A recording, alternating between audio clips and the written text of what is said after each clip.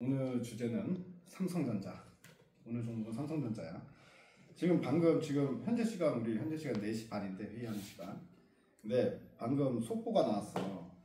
미중 서로 90일간 관세를 유예하겠다. 그러니까 기존에 미국이 중국한테 부과했던 관세가 이제 145%까지 올렸잖아.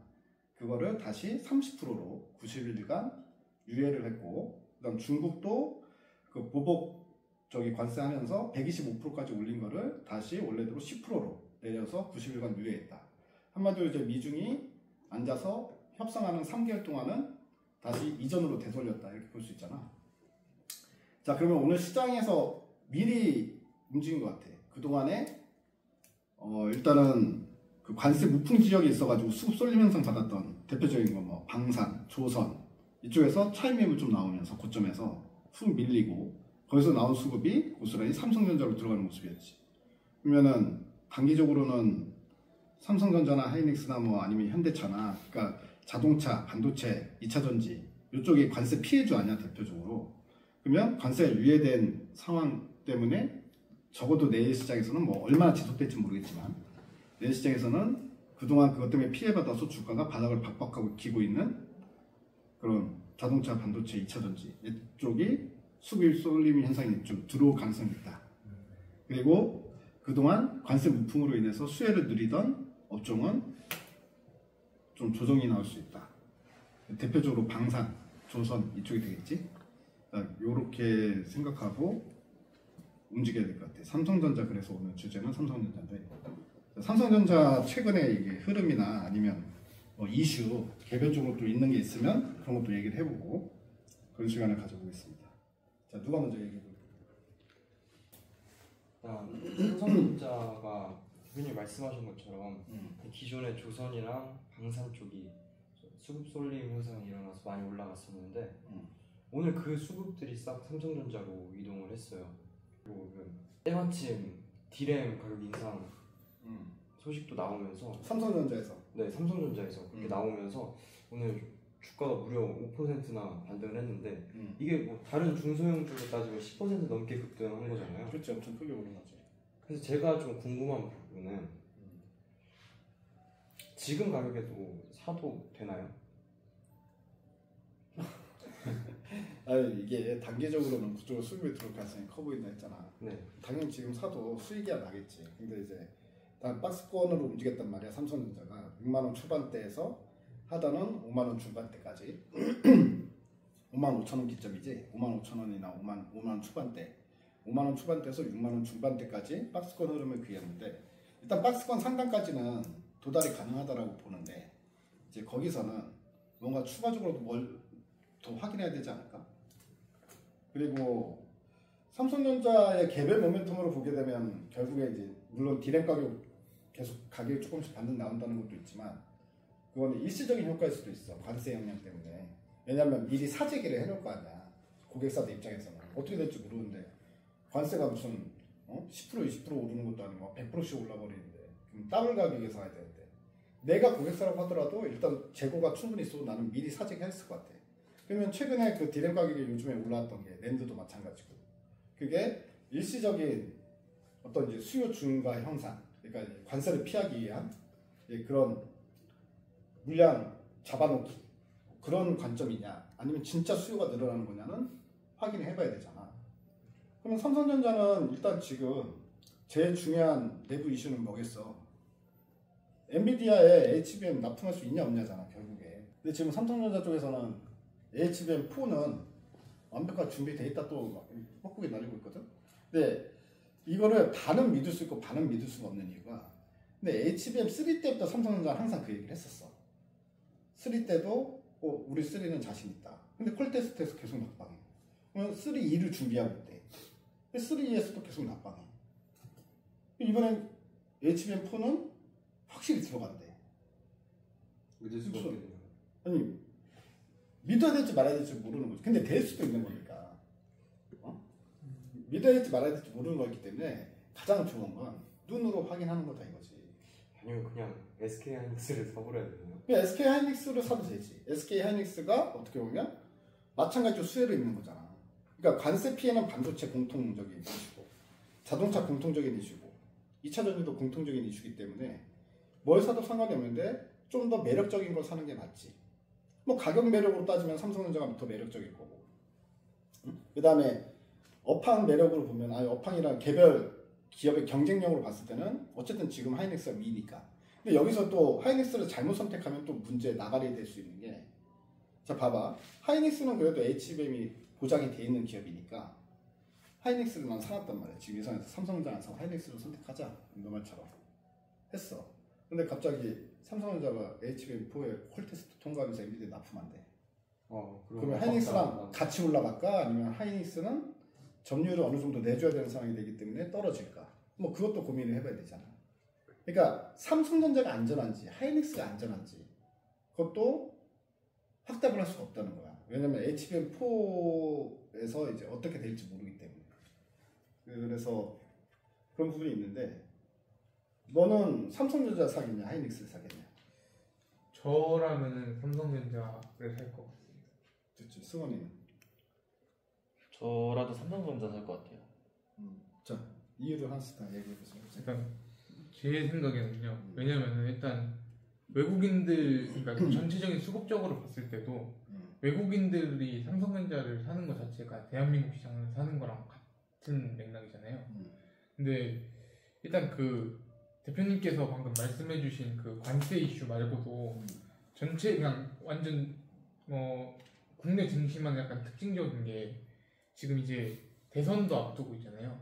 그래서 이제 정치적 리스크도 해소가 될 거고, 그리고 그 대선 주자들이 가장 밀고 있는 게 지금 밸류업 자체인데, 일단은 삼성전자가 밸류적으로도 일단은 PBR이 낮은 상태이고, 전 세계적으로 봤을 때도, 그리고 국내 증시 자체도 그 되게 밸류가 낮은 상태잖아요. 저평가된 상태인데, 만약에 외국인들까지 같이 들어온다라고 그런 수급적인 것까지 같이 고려를 했을 때 그 삼성전자를 좀 더 세게 살 가능성들이 높다 보니까 저는 삼성전자 살 것 같습니다. 뭔가 논리가 맞는 것 같으면서 또 안 맞는 것 같은데. 이게 제가 정리가 안 되는데. 그러니까 외국인들이 사는데 삼성전자를 많이 사는 이유에 대해서 설명한 거잖아. 네.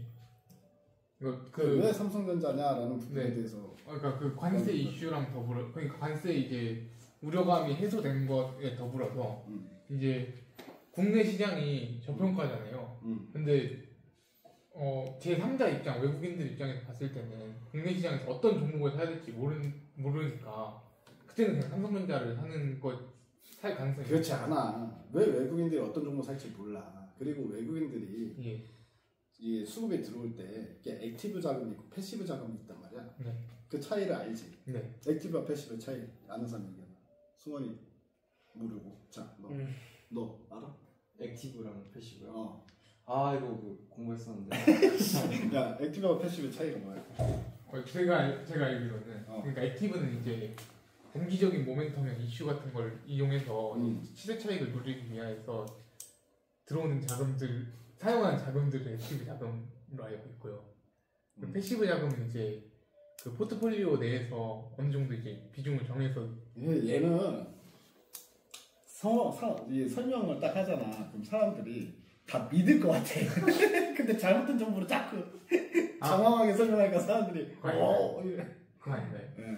패시브 자금하고 액티브 자금의 차이는, 패시브는 매수가 들어오는데 MSCI 지수를 추종하는 수급이야. 그러니까 프로그램 매매라고 생각하면 돼. 그러니까 내가 종목을 고르는 게 아니라 MSCI 이머징 마켓으로 자금이 더 들어가야 된다. 그러면 이 자기가 뭐 수조 원을 운용하잖아. 대형 헤지 펀드들이. 그럼 그 비중만큼 이머징으로 들어가고, 이머징 내에서 중국은 몇 프로, 대만은 몇 프로, 한국 몇 프로. 그럼 딱 그 비중만큼 들어가. 그러면 그 비중 들어갈 때 한국은 MSCI 지수에 포함되어 있는 종목들도 비중이 다 있어. 그 비중만큼 타타타타타 컴퓨터로 계산해서 싹 들어가는 거란 말이야. 네. 그게 패시브 자금이고, 액티브 자금은 내가 사고 싶은 종목을 사는 외국인데, 그게 액티브 자금이지. 자, 근데 보통 보면은 패시브 자금의 영향력이 상당히 더 커. 이 때문에 정해진 비율만큼 매수가 들어온다. 외국인 매수가 들어올 때. 그래서 이제 그런 부분을 봐야 되지. 그게 외국인들이 우리나라 종목들을 잘 모르니까 삼성전자 산다. 이거는 어디 외국인들을 어디 초등학생 취급하는 그런 이제 생각이지. 그러니까 외국인들도 본인들이 액티브 자금이 됐든 패시브 자금, 패시브는 결국에는 MSCI 그 비중에 따라서 들어오는 거기 때문에 그냥 이제 러프한 자금일 거고, 액티브 쪽으로 보게 되면 이게 삼성전자가 주가가 완전 바닥이잖아. 그리고 이미 외국인들이 특히 액티브 자금, 패시브도 마찬가지겠지만 조선이나 방산에서 수익이 많이 난 상황이란 말이야. 기존 주도 섹터에서. 그러면 기존 주도 섹터에서 지금 오늘 아마 수급은 못 봤지만 지금 시간이 얼마 안 돼서 분명히 오늘 방산도 좀 팔았을 거야, 외국인들이. 근데 삼성전자 수급 보면 분명히 샀을 거거든. 그러니까 어느 정도 갈아타기가 일어났다, 이렇게 볼 수 있지. 하이닉스 수급도 일단 봐야 되겠지. 근데 외국인들이 만약에 하이닉스는 안 사거나 팔았어. 근데 삼성전자만 샀어. 그러면 삼성전자 쪽으로 더 많이 베팅을 하고 있구나, 우리가 판단할 수 있기 때문에 수급 보면서 삼성전자를 택해도 되겠지. 그렇게 이제 보는 게 맞지. 아, 그리고 삼성전자 파운더리 쪽이 수율이 많이 안 나와서 점유율도 많이 떨어졌단 말이야. 그러니까 삼성전자의 핵심 키포인트가 결국엔 HBM, D램 쪽에서는 HBM 납품할 수 있느냐 없느냐, 또 하나는 파운더리 쪽에서 결국엔 수율이 올라와서 경쟁력을 좀 다시 회복할 수 있느냐 없느냐. 두 개 다 안 좋았거든 사실. 그럼 파운더리 쪽은 지금 현재 상황을 알고 있는 사람? 삼성전자. 삼성전자 파운더리. 그러니까 제가 그 공부했을 때는 HBM 쪽에 HBM3나 3E나 삼성전자가 SK하이닉스에 비해서 막 밀렸던 이유가 불량률이 압도적으로 더 많이 나왔다, 이렇게 나와 있더라고요.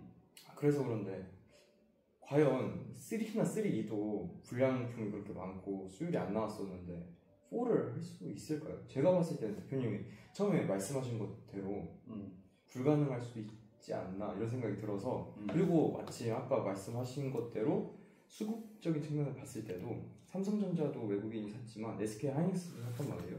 야, 근데 일단 내가 질문한 건 파운더리 쪽 질문했잖아. 근데 갑자기 또다시 HBM 쪽으로 이야기 너무. 파운더리 쪽 지금 현재 상황을 알고 있는 사람 있냐고. 방금 좀 찾아보니까 TSMC랑 매출 격차가 10조가 넘었었다. 루이스가. 그건 원래 그런 상황이고, 그러니까 파운더리에서 개선점이 나타나느냐, 그걸 봐야 된다는 거지. 그러니까 파운더리 쪽에서 그 이제 3나노, 그다음에 2나노까지 갔단 말이지, 지금 둘 다. 근데 삼성전자가 수율이 안 나와. 그래가지고 그동안에 계속 수주를 못 받았단 말이지. 받았던 것도 다시 또 TSMC로 넘어가 버리고. 그러니까 우리가 지금 파운더리 같은 경우가, 삼성 파운더리 같은 경우에 수율이 다시 올라올 수 있느냐, 그 여부도 주가 흐름에 상당히 중요한 포인트니까. 그러니까 두 가지를 보면 돼. 파운더리 쪽에 지금 현재 상황 개선이 되고 있느냐, 그 다음에 HBM 쪽에서 만약 엔비디아 납품이 시작되느냐, 그러면은 삼성전자 실적은 엄청나게 크게 좋아질 수 있는 모멘텀이 생기는 거잖아. 그럼 주가도 지금 완전 바닥이니까 박스권이 아니라 박스권 뚫고 7만원, 8만원까지 갈 수 있는 모멘텀이 되겠지. 그러니까 이 두 개만 해결되면 삼성전자 주가는 앞으로는 문제가 없다, 이렇게 보는 게 맞고. 그리고 일단 90일 동안 유예가 된 거지. 90일 이후에 또 어떻게 될지 모르잖아. 이제 그런 것도 변수가 될 수 있는데, 어쨌든 지금 당장은 시장은 환영을 하겠지. 분명히 미국도 반도체 쪽 많이 오를 것 같거든, 오늘. 2차 전지도 많이 오를 것 같고. 그러니까 내일까지는 삼성전자의 상승 흐름을 어느 정도 예상해 볼 수 있지 않을까? 일단 뭐 파운드리 부분은 아직 손익분기점을 완전히 넘지는 못했는데 적자폭은 좀 축소되고 있어요. 오, 그래? 빠르게 찾아보서 이렇게 대답하네. 근데 궁금한 게 하나 있습니다. 그 삼성전자가 TSMC에서 소화 못하는 물량만 받아서 하고 있잖아요. 근데 점유율을 추후에 확보할 수 있을까요? 수율이 문제라니까. 수율을 잡아야 돼. 수율이. 그러니까 이 미세 공정이 심해지잖아. 심해질수록 불량품이 많이 나올 수밖에 없잖아. 기술력은 한참 고도화돼야 되니까.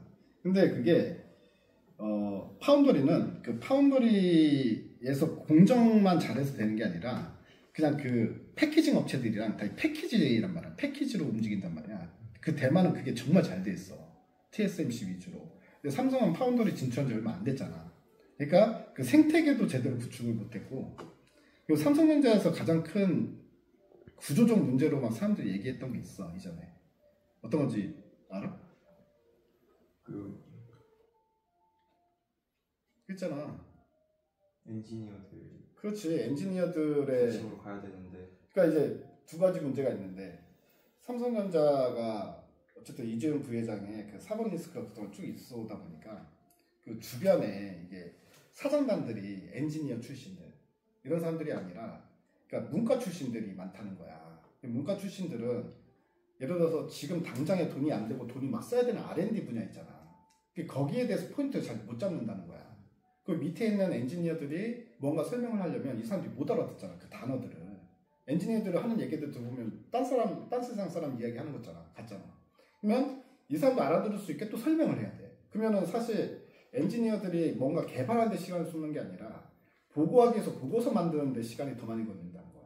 아 맞아요. 그런 거 본 적 있어요. 막 초등학생이 들어도 이해할 수 있을 만큼 쉽게 설명해라. 그렇지. 쉽게 설명해라. 이런 과정이 그렇지. 오래 걸리고. 그리고 또 이 R&D라는 게 그러니까 미래 기술에 대해서 미리 준비를 하는 거 아니야. 지금 당장에 매출이 안 일어나는데 돈 많이 투입이 된단 말이야.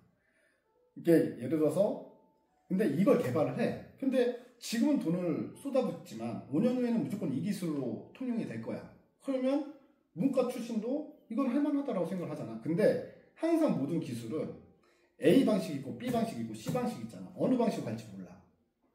그러면 A 방식에 대해서 개발을 해. R&D를 하고 있는데 만약에 경영진이 야 이거는 그러면은 나중에 5년 후 10년 후에는 무조건 이 기술이 가는 거야? 모릅니다. 그때 가봐야 합니다. 야 그러면 이거를 한 달에 몇 천억씩 들어가면서 이거를 왜 투자를 해야 돼? 이렇게 돼버리는 거거든. 그게 이제 경영자의 마인드에서는 이해가 안 되는 부분이지만 근데 삼성전자가 그동안 기술 부분에 있어서 항상 이제 1위를 반도체 쪽의 기술 1위를 차지했던 이유가 이제 그런 미리 돈을 투자한 것들이 다 바탕에 깔려 있는 거잖아. 그리고 또 중요한 거는 지금 우리나라 그 구조도 문제기에 이제 예를 들어서 뭐 대한민국에서 공부 전국에서 뭐 1, 2등 한다는 애들 그런 애들이 카이스트나 공대 쪽으로 많이 와줘야 되는데 지금 공대 다니고 있는 애들도 오히려 자퇴하고 다시 수능 봐가지고 의대를 들어가는 이 판국에 그러니까 그리고 경기가 안 좋으면 신입 직원도 많이 안 붙죠. 그 엔지니어 부족 현상도 나타난 거야. 그러면 예전에 엔지니어들이 연령층이 이제 높아졌다는 거지. 40, 50대 이상이 높아졌다는 거고 그런 부분들도 구조적 문제로 제기되기도 했는데 그거는 이제 삼성이 계속 기술 부분에 있어서는 가장 빠르게 뭔가 이렇게 그러니까 초반에 좀 다른 업체한테 뒤처진다고 하더라도 제일 최고 성능의 D램을 항상 내놓으면서 1등을 다시 탈환하고 이런 식으로 이제 갔었던 근데 HBM에서 얘가 완전히 정신을 못 차리고 있는 거지 삼성이. 그런 부분 때문에 사람들이 이제 그런 문제까지만 파고드는 거야. 삼성이 도대체 왜 이러지? 옛날이랑 좀 다른 것 같은데? 했는데 그건 이제 주변적인 요소고 그래도 삼성인데 삼성이 뭐 예를 들어서 이제 인력 확보나 이런 부분에 있어서도 맘먹고 인력 확보하려면 그러니까 이제 뭐 엔지니어들 능력 있는 엔지니어도 확보하려면 못하겠어. 아무튼 내가 봤을 땐 수급 이제 가서 좀 확인 좀 해보고 수급을 지금 우리가 확인해야 되나 이거. 아무튼 삼성전자 분명히 매수 들어왔을 거야. 하이닉스가 매수 들어왔는지 안 들어왔는지 보고 결국 삼성전자일 것 같아. 지금 오늘 흐름 보면 삼성전자 쪽으로 많이 들어왔을 것 같고 그러니까 결국 둘 다 마찬가지긴 하지만 둘 중에 하나를 선택하자면 일단 단기적으로 삼성전자 좀 노려보자 이렇게 결론을 냅시다. 네 감사합니다.